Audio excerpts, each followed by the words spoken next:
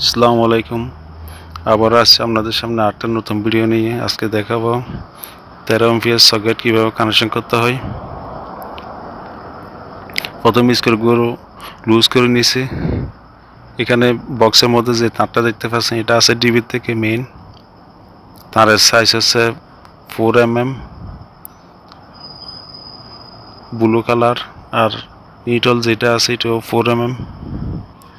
ইউলি green যেটা দেখতে পাচ্ছেন আর্থ, এগুলো হচ্ছে 2.5 mm। এখানে কানেকশনটা হচ্ছে,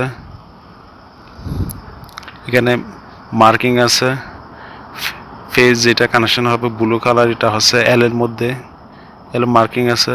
আর নিউট্রাল যেটা দেখতে পাচ্ছেন এটা হবে এন এর মধ্যে, এন মার্কিং আছে।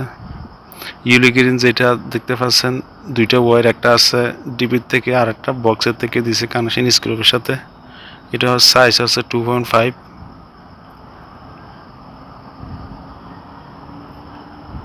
কানেকশন হয়ে গেছে। এখন ডিবির এখানে ব্যাকআপ চালু করলে বিজলি চলে আসবে, এখানে কারেন্ট চলে আসবে। আল্লাহ হাফেজ আজকের মতো।